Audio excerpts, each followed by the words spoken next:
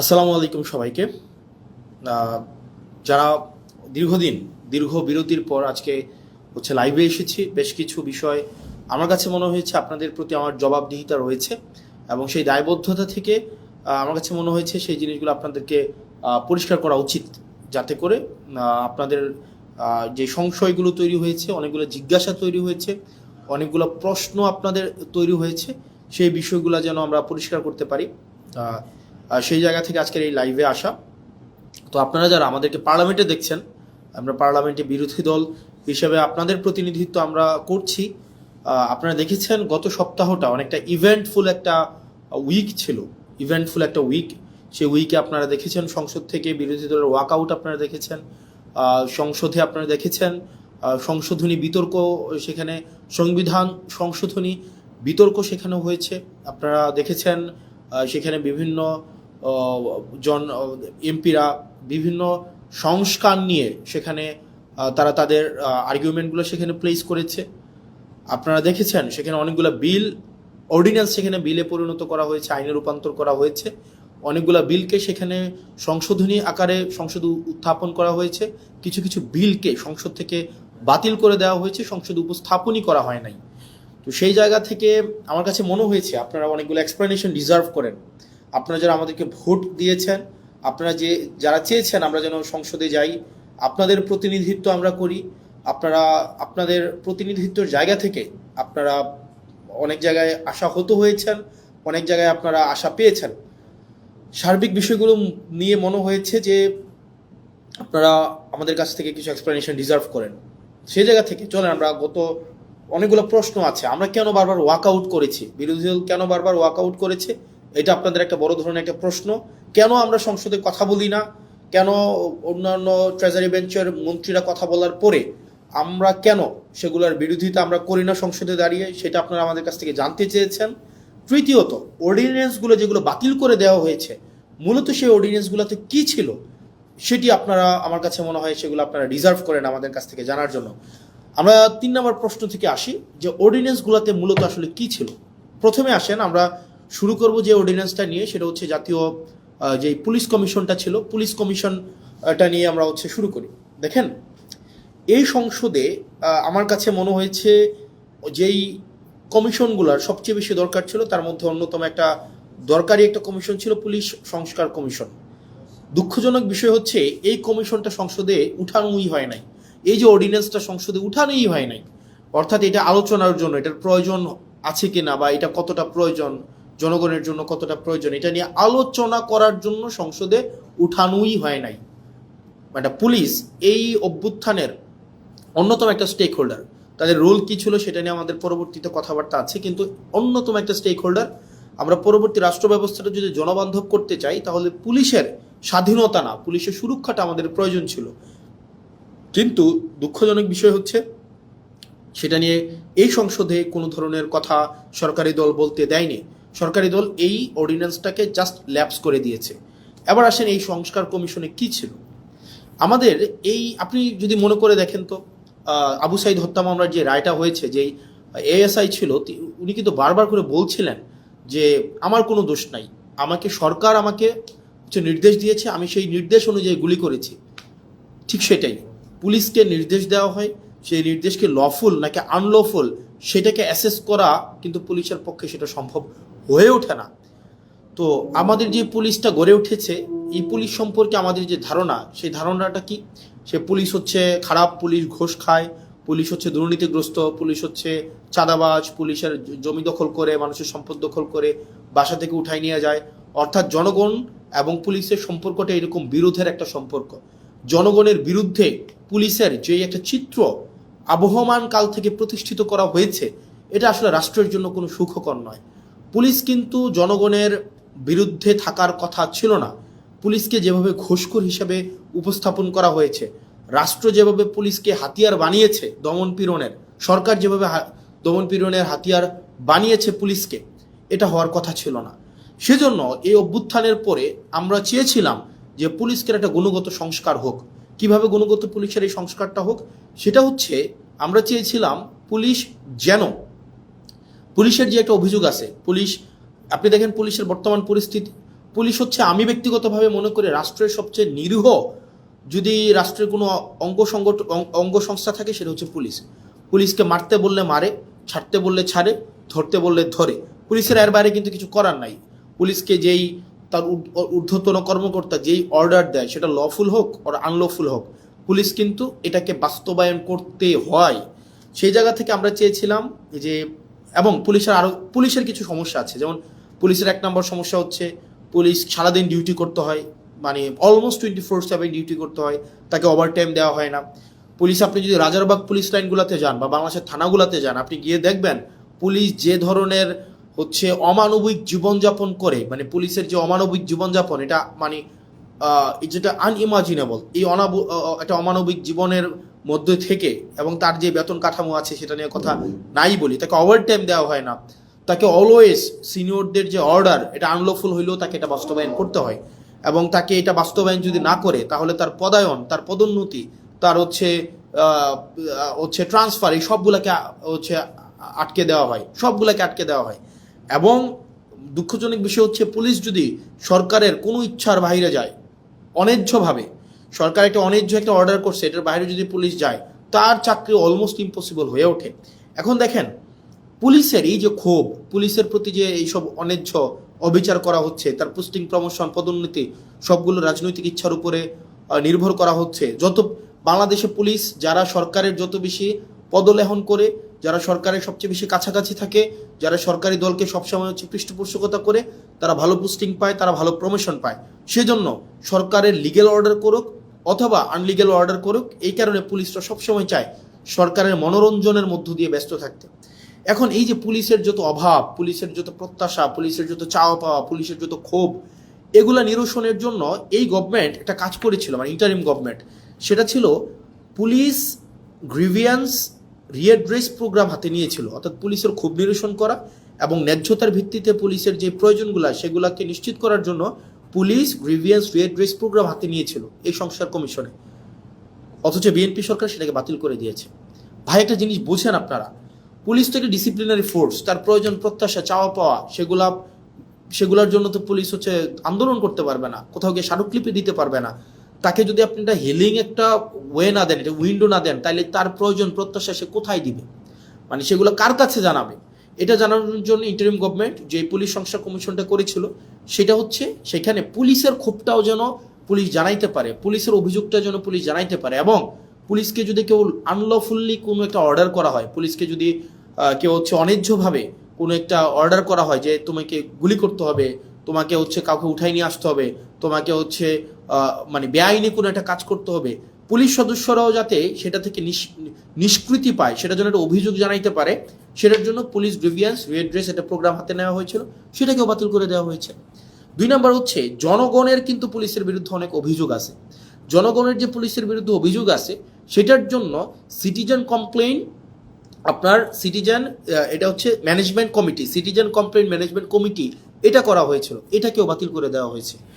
মানে অভ্যুত্থান পরবর্তীতে পুলিশকে যুগোপযোগী করার জন্য, জনবান্ধব করার জন্য ইন্টারিম গভর্নমেন্ট যেই ধরনের পদক্ষেপগুলো হাতে নিয়েছিল, তার মধ্যে পুলিশ সংস্কার কমিশন অন্যতম। আপনি সেটাকে সংসদে উঠানি নাই, আপনি সংসদে উঠানোর আগে সেটাকে বাতিল করে দিয়েছেন।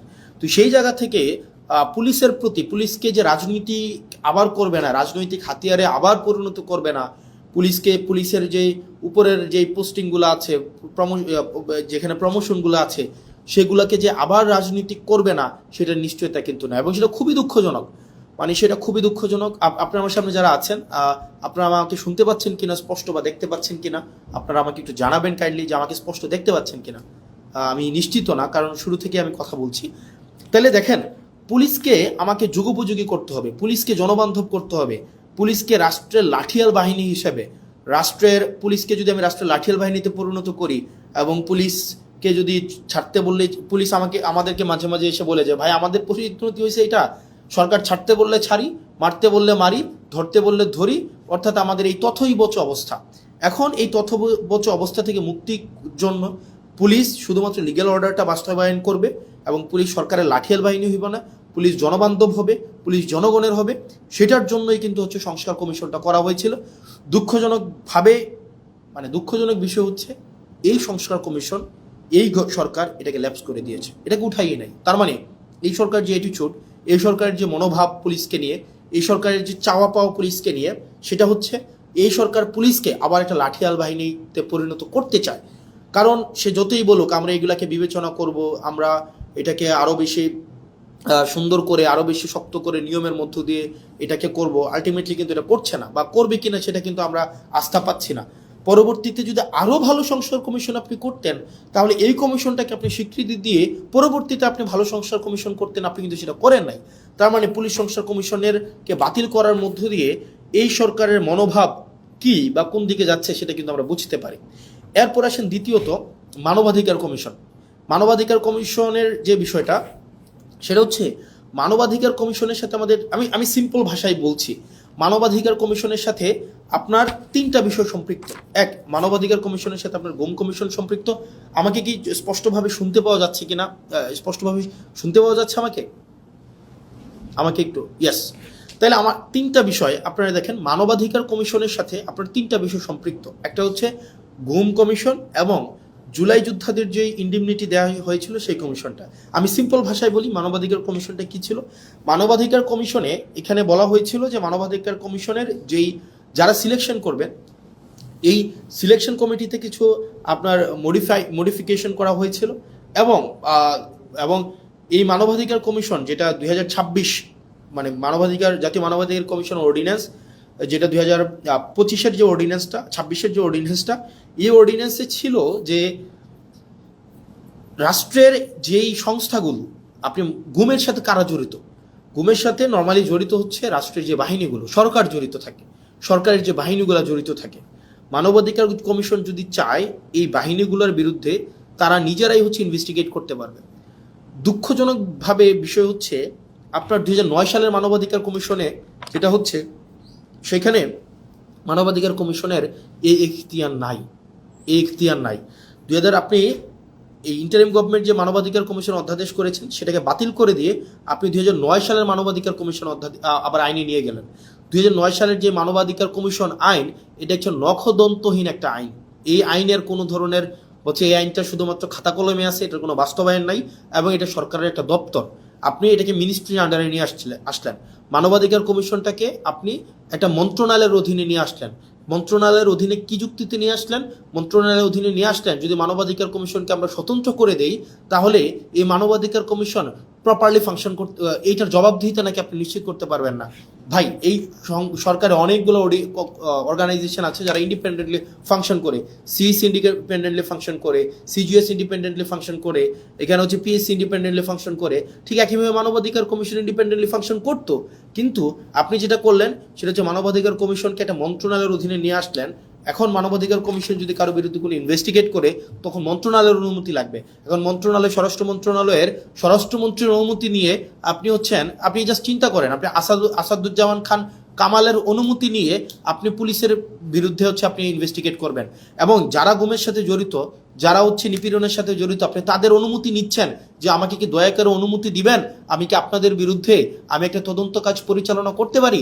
এখন এটা খুব স্বাভাবিকভাবেই সত্য, বাংলাদেশে গত 17 বছর রাষ্ট্রের যে বাহিনীগুলো গুম খুনের সাথে জড়িত ছিল, তাদের কারো বিরুদ্ধেই কোনো ধরনের কোনো তদন্ত হয় নাই। এখন এই তদন্তের, একদম সিম্পল ভাষা, এই তদন্তের এখন এই ক্ষমতাটা মানবাধিকার কমিশন যে পেয়েছিল, আপনি সেটাকে বাতিল করে দিলেন, এবং এটার মধ্য দিয়ে আপনার যে নিয়ত, আপনি যে আবার গুম খুনে ফিরে যেতে চান না, সেটা কিন্তু স্পষ্ট হলো না। এবং এটা খুবই দুঃখজনক, আপনার এই মানবাধিকার কমিশন বাতিল করার মধ্য দিয়ে আপনি দুইটা কমিশনকে আপনি অর্নামেন্টাল করে ফেলেছেন, ফাংশনাল আর থাকে নাই। একটা হচ্ছে গুম কমিশন, আর হচ্ছে জুলাই ইন্ডিমনিটির যেই বিষয়টা, এটাকে আপনি অর্নামেন্টাল করে ফেলেছেন। এই দুইটা অর্ডিন্যান্স কিন্তু মানবাধিকার কমিশনের সাথে সম্পৃক্ত। তো সেই জায়গা থেকে আপনার এই সরকারের যে উদ্দেশ্য সেটা কিন্তু প্রশ্নবিদ্ধ। তৃতীয়ত, সুপ্রিম কোর্টের সচিবালয় অধ্যাদেশটাকে আপনি বাতিল করে দিলেন। এটাকে আপনি আবার নিয়ে আসলেন আইন মন্ত্রণালয়ের অধীনে। আপনি বলছেন যে বিচার বিভাগকে আপনি পৃথকীকরণ করবেন, বিচার বিভাগকে আপনি স্বাধীন করবেন, কিন্তু সেটাকে আবার আইন মন্ত্রণালয়ের অধীনে আপনি রাখলেন। এবং এই সরকার, অন্তর্বর্তীকালীন সরকার যতগুলো ভালো কাজ করেছিল এবং যতগুলো কাজ ওয়াইডলি সেলিব্রেটেড হয়েছিল, তার মধ্যে কিন্তু এই সুপ্রিম কোর্টের সচিবালয়ের অধ্যাদেশটা অন্যতম। কারণ একটি বিচারক, খেয়াল করেন, একটা বিচারক যদি নির্মোহভাবে অবজেক্টিভভাবে তার বিচার কার্য পরিচালনা করতে চায়, তাকে আপনি অবশ্যই তাকে সুযোগ দিতে হবে। এখন একটা বিচারকের পোস্টিং, প্রমোশন, পদোন্নতি সবগুলো যদি আপনার আইন মন্ত্রণালয়ের উপরে নির্ভর করে, রাজনৈতিক সদিচ্ছার উপরে নির্ভর করে, তখন দেখা যাবে কোনো রাজনৈতিক কোনো বিবাদে যখন বিচারক কোনো একটা রায় দিবেন, সেই রায় যদি সরকারের পছন্দ না হয়, আপনি তাকে সোজা খাগড়াছড়ি পোস্টিং করে দিলেন, বান্দরবনে পোস্টিং করে দিলেন, এবং তাকে আপনি আলাদা বাজেট দিচ্ছেন না তার বিচার কার্যের যে সচিবালয় পরিচালনা করার জন্য। সেই জায়গা থেকে আপনি একটা মন্ত্রণালয়ের অধীনে রেখে, আইন মন্ত্রণালয়ের অধীনে রেখে আপনি কখনোই স্বাধীন, অবজেক্টিভ, বস্তুনিষ্ঠ, নিরপেক্ষ বিচার বিভাগ আপনি কখনোই এনশিওর করতে পারবেন না।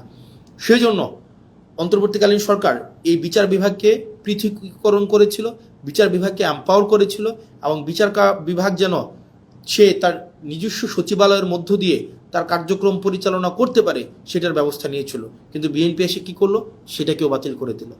মানে এটা ইটস ভেরি আনফর্চুনেট। মানে আপনি এই ধরনের একটা প্রোগ্রেসিভ মুভকে আপনি বন্ধ করে দিয়ে আবার আপনি পিছনের দিকে হাঁটা শুরু করলেন। বিচার বিভাগকে আবার আইন মন্ত্রণালয়ের অধীনে নিয়ে আসলেন, আইনমন্ত্রীর অধীনে নিয়ে আসলেন। আইনমন্ত্রীর ইচ্ছা, সদিচ্ছার উপরে পোস্টিং, প্রমোশন, পদোন্নতি সব কিছু নির্ভর করবে।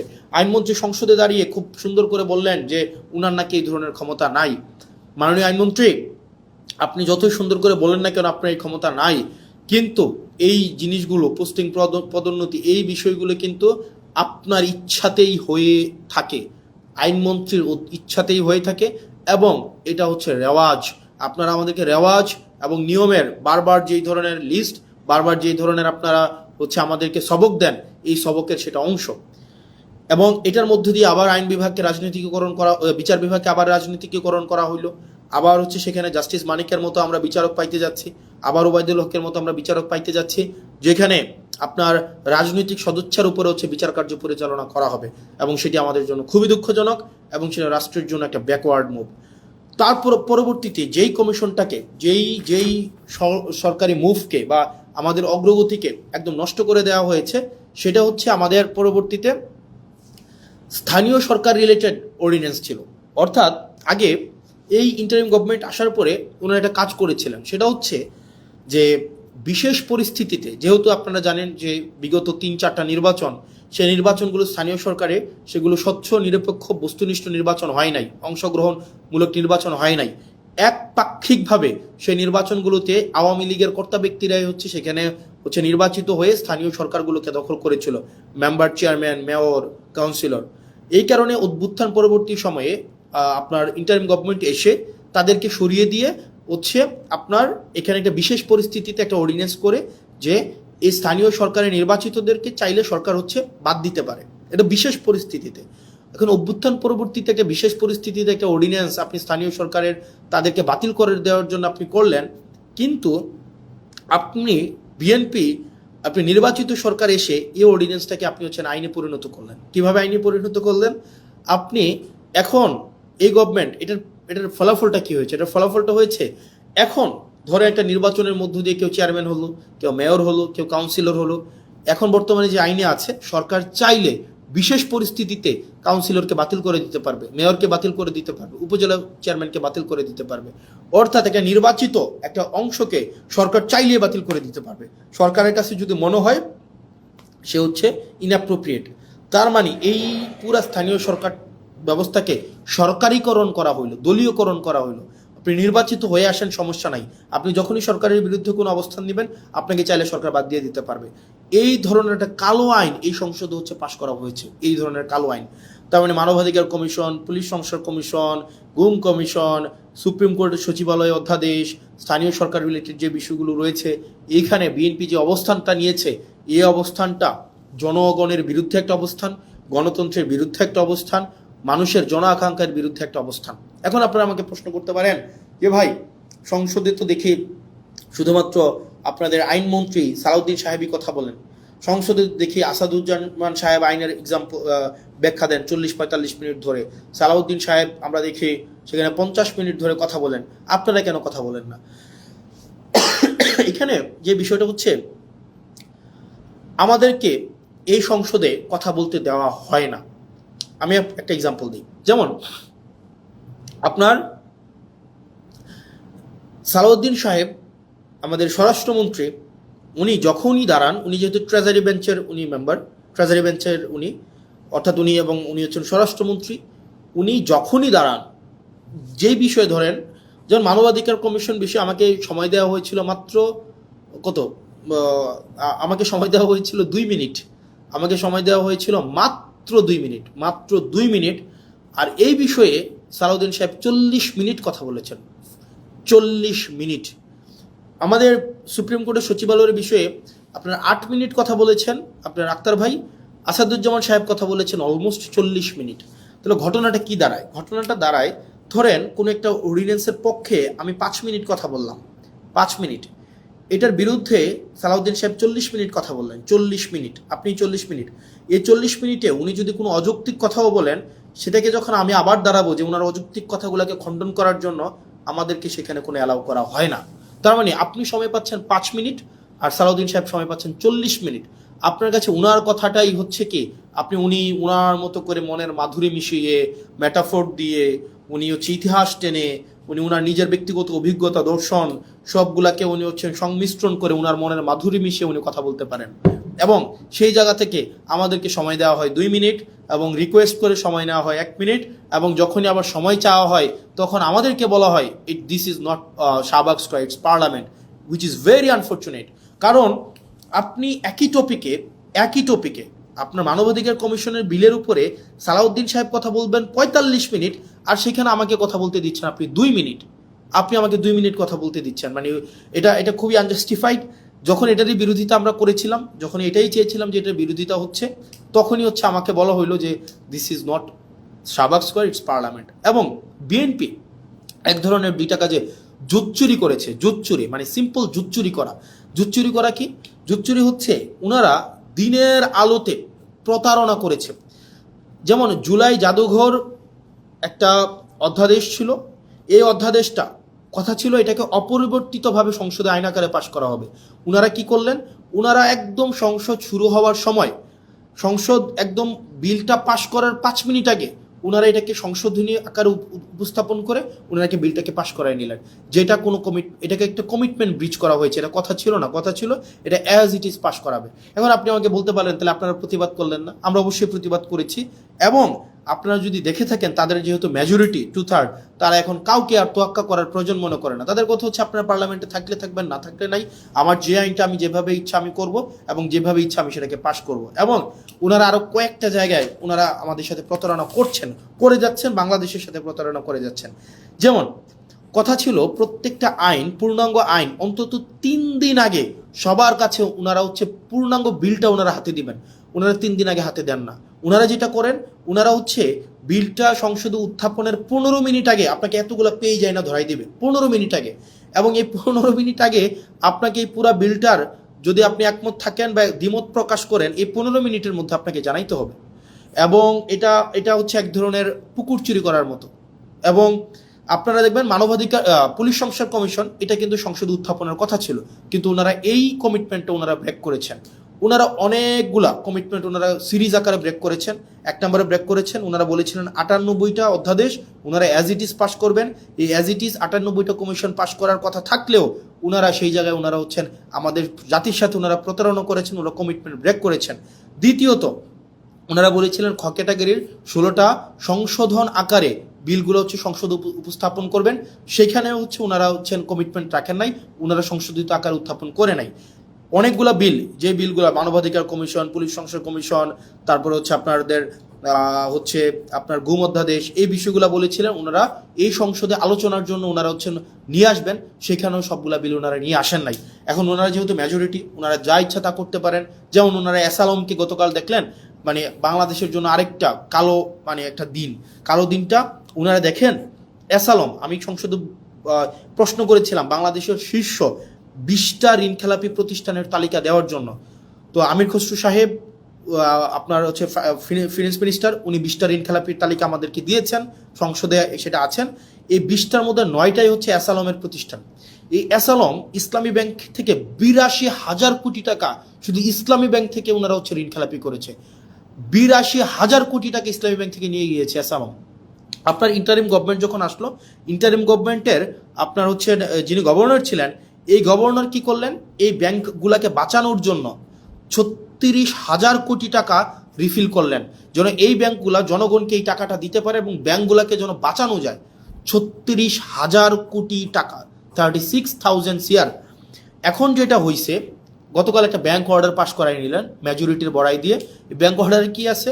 অর্ডারে আছে আপনার আগের যারা মালিক ছিল, যারা ব্যাংকগুলোকে চুরি নষ্ট করেছে, যারা ব্যাংকগুলোকে একদম মানে ধ্বংস করে দিয়েছে বাংলাদেশের অর্থনীতিকে আওয়ামী লীগের সময়, এবং এই ব্যাংকগুলোকে চুরি করে টাকাগুলোকে বিদেশে নিয়ে গিয়েছে, এই ইন্টারিম গভর্নমেন্ট স্ট্রিক্ট আইন করেছিল তাদেরকে কোনোভাবে এই ব্যাংকে ফেরত আনা যাবে না, এই মালিকদেরকে আর ব্যাংক তুলে দেওয়া হবে না। কারণ ভাই, তারা ব্যাংকগুলোকে নষ্ট করে দিয়ে জনগণের টাকাগুলোকে বিদেশে পাচার করে দিয়েছে, এই মালিকদের হাতে আর ব্যাংক তুলে দেওয়া যাবে না।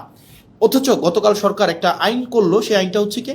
আইনটা হচ্ছে যদি 7% টাকা ফেরত দেয়, আপনার 36,000 কোটি টাকার 7% যদি ওনারা ফেরত দেয়, তাইলে আবার তাদের কাছে মালিকানা বুঝাই দেওয়া হবে।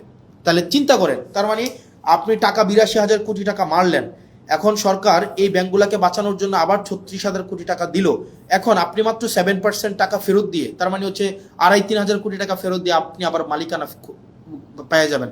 তার মানে আপনি চুরির সময় চুরি করলেন, চুরি করার সময়, মানে এটা সিম্পল, এটা বোঝানো হচ্ছে যেমন যদি বলতে যাই, আপনার একটা দোকান আছে, এই দোকানে 1 লক্ষ টাকা ছিল, আপনার এই 1 লক্ষ টাকার পুঁজিটাকে বিক্রি করে দিলেন, একদম আপনার লাভ তো করলেন না, পুঁজিটাকে বিক্রি করে দিলেন, 1 লক্ষ টাকাই আপনি বিক্রি করে দিলেন, নিজের মতো করে খরচ করে ফেললেন, এই 1 লক্ষ টাকা সরাই নিলেন। তখন কি করলো সরকার, আপনার দোকানটা যেন টিকে থাকে, কাস্টমার যেন অ্যাটলিস্ট দোকানে আসতে পারে, দোকানটা যেন টিকে থাকে, সরকার আবার 50,000 টাকা ফেরত দিল, যে তোমাকে দিল যে ভাই তুমি দোকানটাকে কোনো রকমের টিকায় রাখো। সরকার আপনাকে ফেরত দিল এবং বলল কি, আগের যে মালিক যে 1 লক্ষ টাকা নিয়ে পালাই গেছে, তাকে কোনোভাবেই আর এই দোকানের মালিকানা বুঝাই দেওয়া হবে না। এখন এই সরকার কি করলো, এই সরকার আসার পরে ওই মালিককে আবার এখন সুযোগ দিল যে তুমি যদি মাত্র 7% টাকা ফেরত দাও, মাত্র 7,000 টাকা ফেরত দাও, তাইলে তোমাকে আবার মালিকানা বুঝাই দেওয়া হবে। তার মানে ওই দোকানদার 1 লক্ষ টাকাও খাইছে, পরবর্তীতে সরকারের 50,000 টাকাও পাইছে, এখন মাত্র 7,000 টাকা ফেরত দিয়ে সে এখন এই দোকানের মালিকানা বুঝে পাইবে। মানে এত মানে মানে অযৌক্তিক, অবিবেচনা প্রসূত কোনো সিদ্ধান্ত হইতে পারে, মানে বিএনপি থেকে আমরা পাইতে পারি, মানে এটা কোনোভাবেই গ্রহণযোগ্য ছিল না। তার মানে আপনি 1.5 লক্ষ টাকা, মানে 1 লক্ষ টাকা তো এটা আপনি নিয়েই গেলেন জনগণ থেকে, সরকার আবার আপনাকে 50,000 টাকা দিল এটাকে বাঁচিয়ে রাখার জন্য, এখন মাত্র আপনি 7,000 টাকা ফেরত দিয়ে আপনি এই ব্যাংকের মালিকানা বুঝে পাবেন। সরকার এই ধরনের একটা কালো আইন করলো, কাকে খুশি করার জন্য? অ্যাসালমকে খুশি করার জন্য। কাকে খুশি করার জন্য? রাষ্ট্রের মাফিয়াদেরকে খুশি করার জন্য, যেটা বিএনপি থেকে খুবই আনঅ্যাকসেপ্টেবল একটা হচ্ছে মুভ। এই অ্যাটিটিউডটা যদি অব্যাহত থাকে, আপনি দেখেন বিএনপির যিনি HPM honourable prime minister Tarique Zia, ওনার মুভমেন্টগুলো যদি আপনি দেখেন, ওনার মুভমেন্ট হচ্ছে আপনি দেখবেন খুবই অ্যাকোমোডেটিভ, মানে খুবই অ্যাকোমোডেটিভ। আপনি দেখবেন খুবই সুন্দর পেয়ার স্টান করতেছে, এই প্রোগ্রামে যাচ্ছে ওই প্রোগ্রামে যাচ্ছে, খুবই ডিসেন্ট এবং হচ্ছে ইনক্লুসিভ একটা মুভ দিচ্ছে।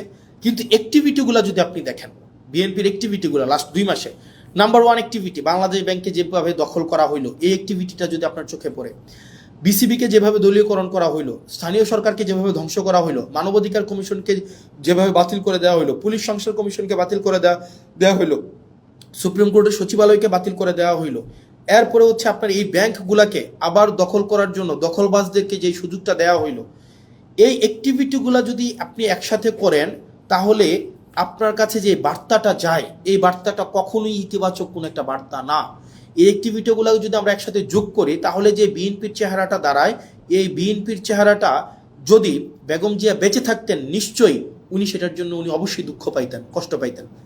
উনি বেঁচে থাকলে কখনোই এভাবে মানে নগ্নভাবে দলীয়করণ করা হইতো না। উনি জুলাই জাদুঘরকে যেভাবে হচ্ছে বিএনপি দলীয়করণ করার জন্য সবার হচ্ছে দিনে দুপুরে প্রকাশ্যে যেভাবে একটা জালিয়াতির একটা আশ্রয় নিয়েছেন, সেটা ম্যাডাম যদি বেঁচে থাকতেন উনি অবশ্যই সেটার জন্য উনি লজ্জিত হতেন।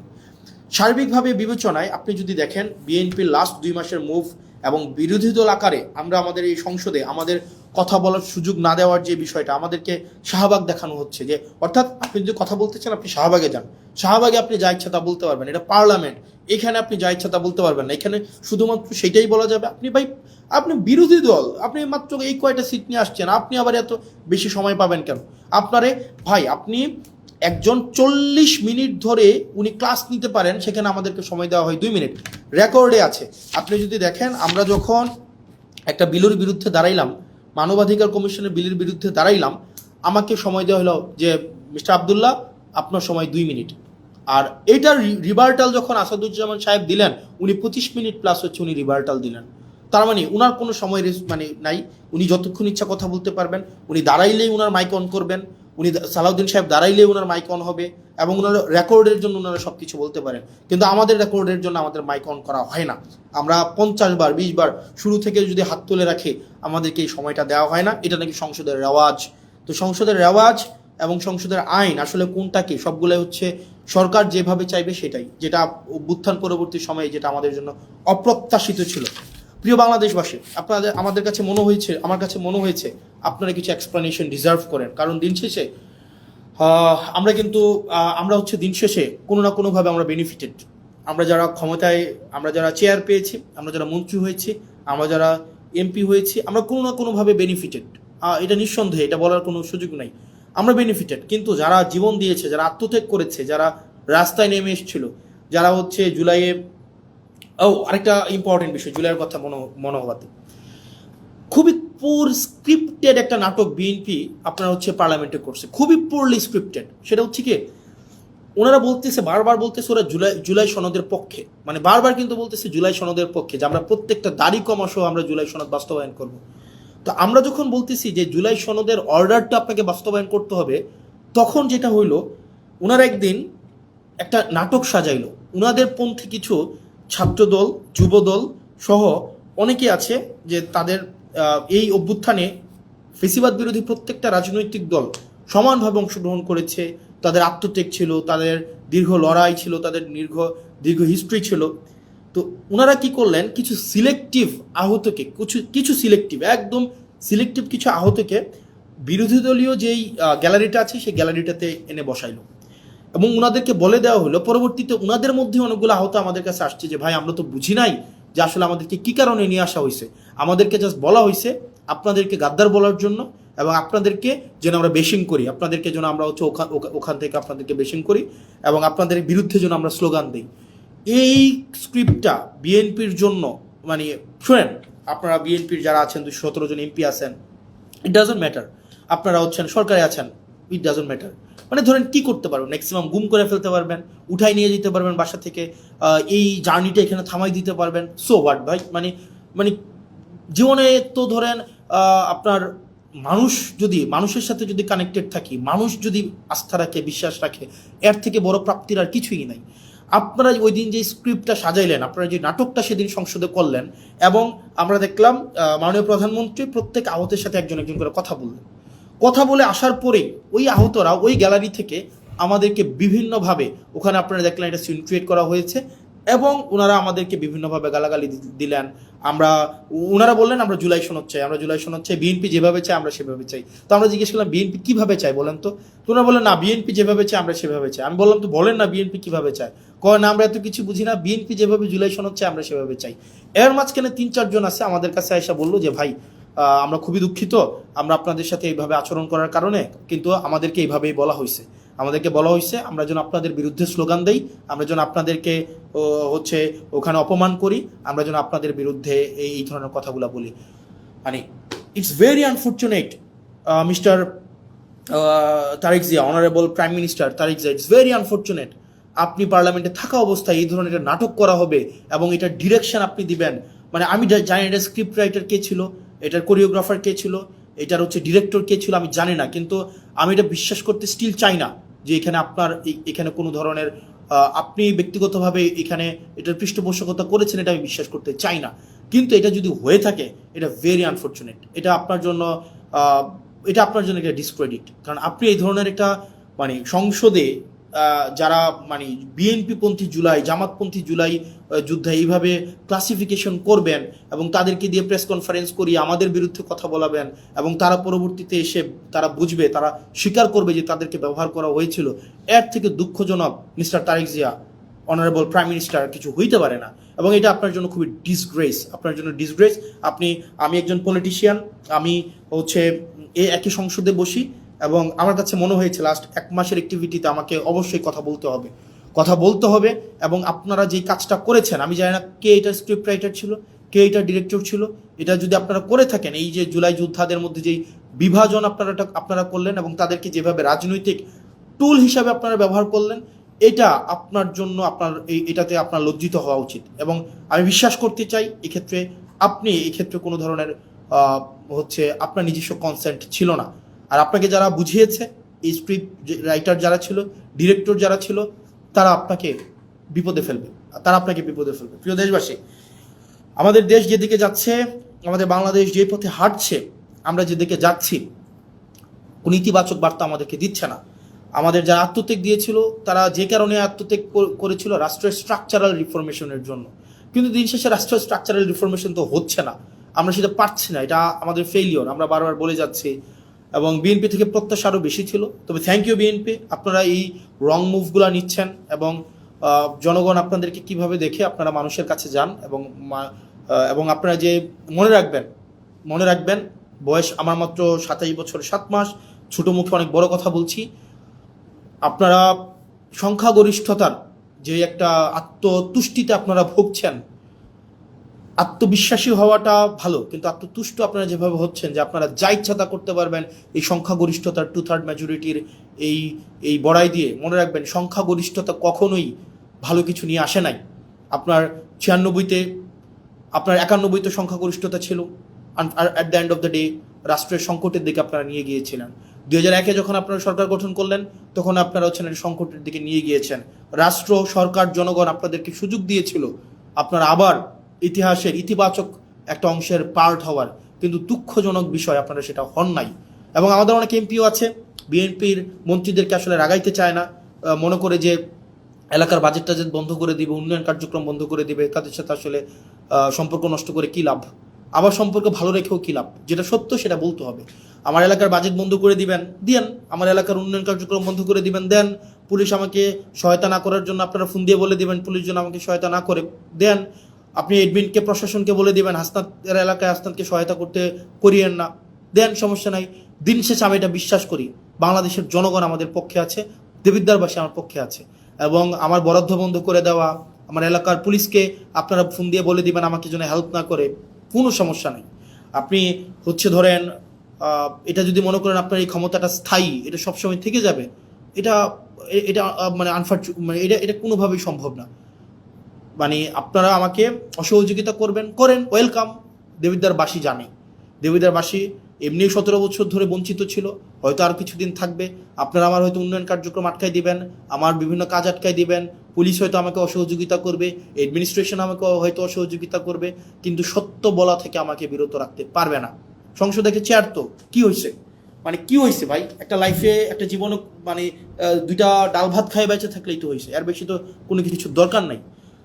মাইরা ফেলবেন, ফাইন, মাইরা ফেললে একটা বৃহৎ, একটা মহৎ কোনো কিছুর জন্য মৃত্যু, একটা স্বাভাবিক একটা বিছানায় পড়ে মৃত্যু, দুইটা তো সেম না। একটা মহৎ কিছুর জন্য মৃত্যু, আমি নিজেই তো আত্মতুষ্টিতে থাকবো যে না, এটা মহৎ কিছুর জন্য মারা গিয়েছে বা মেরে ফেলা হয়েছে, সো হোয়াট। পরিবার, ব্যক্তিগত স্বার্থ, ব্যক্তিগত চাহিদা সব কিছুর উঠে এই বাংলাদেশের দলের ঊর্ধ্বে উঠে বাংলাদেশের স্বার্থ আমাদের প্রয়োজন আছে। বিএনপির আপনারা যারা আছেন, সরকারের আপনারা যারা আছেন, শুধু তো সরকারের বিএনপি নাই, সরকারের গণ অধিকার পরিষদ আছে, সরকারের রাষ্ট্র সংস্কার আছে, আন্দোলনের সাকিব ভাই আছেন। আপনারা যে চুপ করে থাকেন, এগুলো বাংলাদেশকে খুব দুঃখ দেয়, বাংলাদেশের মানুষকে খুব দুঃখ দেয়। যারা জুলাই রাস্তায় নেমে আসছিল, এই জুলাই যারা রাস্তায় নেমে আসছিল, তারা আমাদেরকে এমপি বানানোর জন্য রাস্তায় নেমে আসে নাই, তারা রাষ্ট্র সংস্কারের জন্য আসছিল।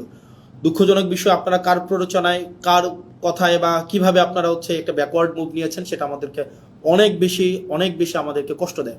প্রিয় বাংলাদেশবাসী, আমরা আবার আমাদেরকে এই বিষয়গুলোকে আপনারা আমলে নেবেন।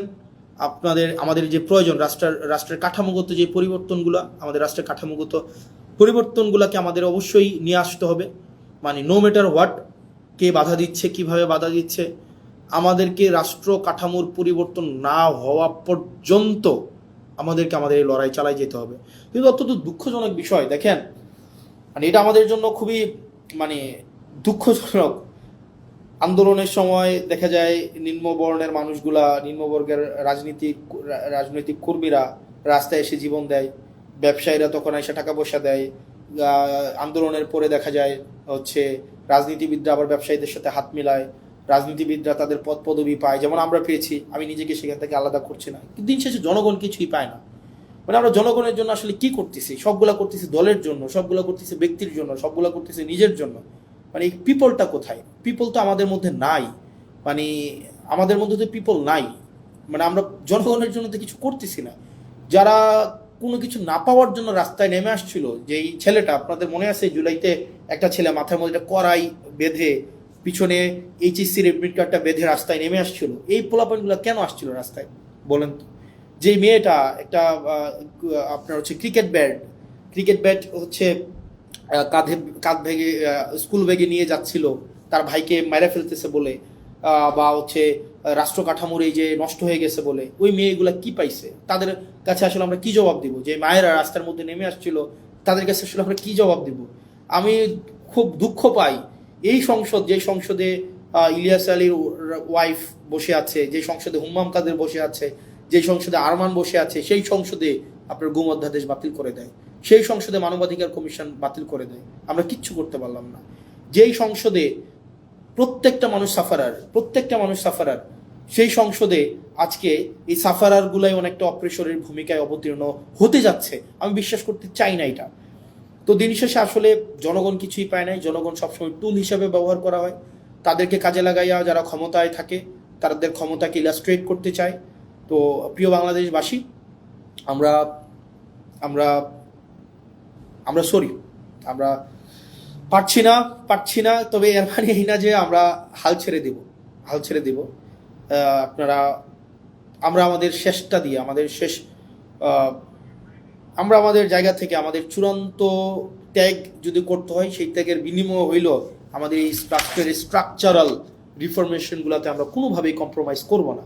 আপনারা একবার ভাবেন তো, আপনারা এখন যারা আমাকে দেখছেন এই পাশে, যারা কেউ আমাকে দেখছেন, কেউ আমাকে শুনছেন, কেউ আমাকে গালাগালি করছেন, আপনারা যারা গালাগালি করছেন তারা সহ আপনাদের সবাইকে একটা প্রশ্ন। 2024 সালে বা 2023 সালে রাষ্ট্র সংস্কারের এই প্রস্তাবনাগুলো যদি শেখ হাসিনা দিত, যে এই ধরনের একটা মানবাধিকার কমিশন করা হবে, এই ধরনের একটা পুলিশ সংস্কার কমিশন করা হবে, এই ধরনের একটা হচ্ছে বিচার বিভাগ পৃথকীকরণ, সুপ্রিম কোর্টের সচিবালয় পৃথকীকরণের একটা কমিশন করা হবে, 2023 সাল বা 24 সালে দিত এই ধরনের একটা প্রস্তাব, আপনারা বলেন তো বিএনপি কি এটার বিরোধিতা করতো? বিএনপি এটার বিরোধিতা করতো না। বিএনপি এগুলোকে লুফে নিত। এই রাষ্ট্র কাঠামোর এই প্রস্তাবটাকে বিএনপি লুফে নিত। তার মানে বিরোধী দলে থাকতে মানবাধিকার আরাম, সরকারি দলে আসলে সেটা হয়ে যায় হারাম। বিরোধী দলে থাকলে পুলিশের স্বাধীনতা চাওয়া আরাম, সরকারি দলে আসলে পুলিশের সুরক্ষা এবং স্বাধীনতা চাওয়া হয়ে যায় হারাম। বিরোধী দলে থাকলে বিচার বিভাগের স্বাধীনতায় রাস্তা গরম করতে দেখা যায়, কিন্তু সরকার গঠন করার পরে আর এই হচ্ছে আপনার বিচার বিভাগের স্বাধীনতা তখন হয়ে যায় হারাম। এই যে দ্বিচারিতা, চেয়ার পরিবর্তনের সাথে সাথে, ঋতু পরিবর্তনের সাথে সাথে, দিক পরিবর্তনের সাথে সাথে এই যে দ্বিচারিতা, এই দ্বিচারিতা আপনাদেরকে জনগণ বিচ্ছিন্ন অবশ্যই করবে। প্রিয় দেশবাসী, আমরা আমাদের জায়গা থেকে প্রত্যেকটা মানুষ, আমি বিশ্বাস করতে চাই আমাদেরকে আর এই যে ধরেন ওই যে একটা কথা আছে না, ভূগোল বুঝাইয়া আমাদেরকে জনগণ বিরোধী কোনো ধরনের কর্মসূচি করে ফেলবে সরকার, এই সরকারি এই সুযোগ আমরা দিব না। জীবন চলে গেলে জীবন দিব, যান চলে গেলে যান দিব, কিন্তু রাষ্ট্রবিরোধী, সরকার বিরোধী মানে কোনো ধরনের কোনো কার্যক্রম করতে দেব না। রাষ্ট্রবিরোধী, জনগণ বিরোধী। অনেকেই বলেন যে ভাই আপনি যেভাবে কথা বলতেছেন, এই যে একজন বলতেছে আপনাকে তো সরকার ফান্ড বন্ধ করে দিবে, দিক, সো হোয়াট? মানে আমি কি সরকারের পা চাটবো নাকি?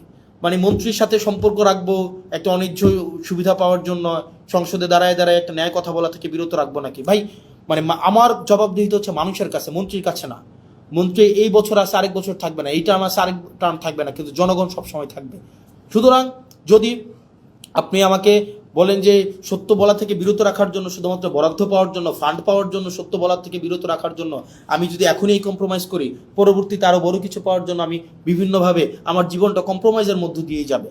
না দিল, ফান্ড বন্ধ করে দিল, পুলিশ আমাকে হেল্প করা বন্ধ করে দিল, অ্যাডমিনিস্ট্রেশন আমাকে হেল্প করা বন্ধ করে দিল, যে আমাকে অনৈধ্যভাবে আমাকে আমার পথকে বাধাগ্রস্ত করবে, তারা তাদের ফলাফল সেটা কোনো না কোনোভাবে পাওয়া যাবে।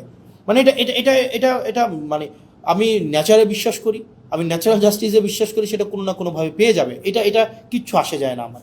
আপনি এই কারণে এই যে মন্ত্রীর সাথে কুসুম কুসুম সম্পর্ক রাখতে হবে, কুসুম কুসুম বিরোধিতা করতে হবে, যদি আমার ফান্ড বন্ধ করে দেয় দিলে দিক, আমার কিচ্ছু আসে যায় না, কিচ্ছু আসে যায় না।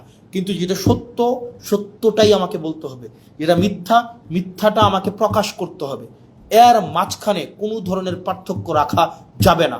পুলিশ আমাকে সহযোগিতা করলেও আমার কিচ্ছু আসে যায় না, প্রশাসন আমাকে সহযোগিতা করলেও কিচ্ছু আসে যায় না, সরকার আমাকে সহযোগিতা করলেও আমাকে কিচ্ছু আসে যায় না, আমার হচ্ছে মন্ত্রীরা আমার বিরোধিতা করলেও আমার কিচ্ছু আসে যায় না, মন্ত্রী আমার ফান্ড বন্ধ করে দিলেও আমার কিচ্ছু আসে যায় না, সচিবরা আমাকে অসহযোগিতা করলেও কিচ্ছু আসে যায় না। মানুষের বাঁচেই কয়দিন, মানুষ বাঁচবেই কয়দিন, মানুষ তো ভাই মানে মৃত্যু পর্যন্ত সারা জীবন ক্ষমতায় থাকবে না। কিন্তু দিন শেষে মানুষ জানুক, জনগণ জানুক, যারা আমাকে ভোট দিছিল, যে মহিলাগুলাকে মানে লাইন ধরে ধরে আমাকে ভোট দিছে, বিনা পয়সায় যারা আমাকে ভোট দিছে, তারা জানুক দিন শেষে যে আমি সত্যের পথে ছিলাম। যে ইয়াং প্রজন্ম, শিক্ষিত প্রজন্ম যারা বিনা পয়সায় আমাকে ভোট দিছিল, তাদের কাছে আমার জবাবদিহিতাটা আমি নিশ্চিত করতে চাই। আমি বিশ্বাস করতে চাই, আমি যদি সত্যের পথে থাকি, সেক্ষেত্রে যদি সরকার আমাকে বাধাও দেয়, জনগণ আমার পাশে দাঁড়াবে। আমাকে বিনা পয়সায় ভোট দিয়ে জিতাইছিল, আবার আমাকে প্রয়োজনে বিনা পয়সায় ভোট দেওয়া জিতাবে, কিন্তু আমি কম্প্রোমাইজ করতে পারবো না, না না, কোনোভাবেই না, কোনোভাবেই না। আমি মিডিয়াকে দেখেছি দালালি করতে, মিডিয়ার যে দালালি, মানে এটা পৃথিবীতে যদি কোনো উদাহরণ হয়ে থাকে মিডিয়ার দালালি, এটা বাংলাদেশে হচ্ছে 1 নাম্বার হবে মিডিয়ার দালালি। মিডিয়া, মিলিটারি, ব্যুরোক্রেসি সবাই এখন আবার হচ্ছে মানে জি হুজুর আবার কালচারে চলে গিয়েছে। এই জি হুজুর কালচারে এনসিপি যাবে না, জি হুজুর কালচারে এনসিপি রাজনীতিবিদরা যাবে না, কোনোভাবেই যাবে না, কোনোভাবেই না। আপনি আমার চেহারা নিয়ে কথা বলেন, আপনি আমাকে চেহারা নিয়ে আমাকে ট্রোল করেন, আপনি আমাকে কালো বলেন, হোয়াট এভার, এগুলো আমার কিচ্ছু আসে যায় না। মানে এইটা দিয়ে আপনি আমাকে থামাইতে পারবেন? কোনোভাবেই না, নেভার, কোনো ওয়েতেই না ভাই। যেটা সত্য, এই সত্য যত মানে ইভেন আমার জীবনের যদি কষ্ট হয়, আমার জীবনের যদি স্যাক্রিফাইস হয়, সেইটা থেকে আপনি আমাকে বিরত রাখতে পারবেন না, যতদিন না পর্যন্ত এই স্ট্রাকচারাল রিফরমেশনগুলো তৈরি হবে, মানে আপনার স্ট্রাকচারাল রিফরমেশনগুলো বাস্তবায়ন না হয়, ততক্ষণ পর্যন্ত আমাদের এই লড়াই চলবে, আমাদের লড়াই চলবে। আপনি সংসদে আমাদেরকে লবিতে আসা বলবেন বয়স কত, মাত্র এতদিন, আর অপেক্ষা করো, অপেক্ষা করো, দরকার আছে শত্রু বাড়াইয়া, দরকার আছে শত্রু বাড়াইয়া। যদি কেউ শত্রু হইতে চায়, মানে আমার আমার প্যারা নাই, কিচ্ছু আসে যায় না, কিচ্ছু আসে যায় না। প্রিয় বাংলাদেশবাসী, আপনারা জানেন দিন শেষে যে কারা বাংলাদেশের বিরুদ্ধে অবস্থান নিচ্ছে, অ্যাসালমের পক্ষে অবস্থান নিচ্ছে, যারা কারা সংস্কারের বিরুদ্ধে অবস্থান নিচ্ছে, স্বাধীন বিচার বিভাগের বিরুদ্ধে অবস্থান নিচ্ছে, স্বাধীন পুলিশ সংস্কার কমিশনের বিরুদ্ধে অবস্থান নিচ্ছে, যারা কারা এই স্থানীয় সরকার ব্যবস্থাকে নষ্ট করে দিচ্ছে, এটাকে আবার ফেসিবাদের দিকে নিয়ে যাচ্ছে, তারা সংস্কারের কথা বলে তারা তাদের 31 দফা থেকেও পিছনে হচ্ছে, জুলাই সনদ অক্ষরে অক্ষরে বাস্তবায়নের কথা বলেও কারা পিছনে হচ্ছে চলে যাচ্ছে। এই জিনিসগুলোই শিক্ষিত প্রজন্ম, আপনারা নিশ্চয়ই আপনাদের বিবেক বিবেচনা সুবোধ আছে এবং সেই বিষয়ে আপনারাই হচ্ছেন সিদ্ধান্ত নেবেন। আপনারা ভালো থাকবেন, সুস্থ থাকবেন। যারা গালাগালি দিচ্ছেন তাদের গালাগালিকে আমি স্বাগত জানাই, সেটা কখনোই প্রতিবাদ করি নাই, সেটা অব্যাহত রাখেন, সেটা নিয়ে কিচ্ছু আসে যায় না। কিন্তু একই সাথে সাথে এটাও আপনারা তো এমনিই নিষিদ্ধ আছেন এখন, আপনাদের আপনাদের দেখবেন নেতারা হচ্ছে বিদেশে বিলাসবহুল জীবনযাপন করে, আওয়ামী লীগের। আপনারা যারা রাস্তায় এসে 30 সেকেন্ডের একটা স্লোগান দিয়ে দৌড় মারেন হচ্ছে আপনার আলোক গতিতে, আপনাদের নেতারা হচ্ছে বিদেশে বসে বসে জন্মদিন পালন করে, বড় হচ্ছে গাড়িতে ঘোরাঘুরি করে, বিভিন্ন বড় বড় শপিং মলে হচ্ছে শপিং করে। তো নেতার পা আপনারা যারা চাটেন, আপনার নেতার পা চাটার আগে একবার ভাইবেন আপনারা কাদের পা চাটতেছেন। আবার যখন যদি আপনার হচ্ছে এই পা চাইটা কোনো লাভ নাই রে ভাই, এই পা চাইটা লাভ আছে? আপনি দেশে হচ্ছে পুলিশের দৌড় খাবেন, আপনাকে জনগণ পিটাবে, আপনাকে রাজনৈতিক দলগুলো আপনাকে দৌড়ের উপরে রাখবে, আর আপনার নেতারা বিদেশে আরাম আয়েশের জীবন কাটাবে। আপনি হচ্ছেন এদিকে হচ্ছে বুড়িগঙ্গার তীরে হচ্ছে জীবনযাপন করবেন, 200 টাকা ভাড়ায় বাসায় থাকবেন অন্ধকার গরমের মধ্যে, আর আপনার নেতা ট্যাম্পসের মধ্যে অথবা দুবাইয়ের হচ্ছে নদীর মধ্যে ইয়ট নিয়ে ঘুরে ঘুরে বেড়াবে এবং সেখানে হচ্ছে উনি জন্মদিন পালন করবে। তো এই বিষয়গুলো একটু মাথায় রাখেন যে কার পিছনে যাচ্ছেন এবং হচ্ছে কাদের জন্য রাজনীতি করছেন।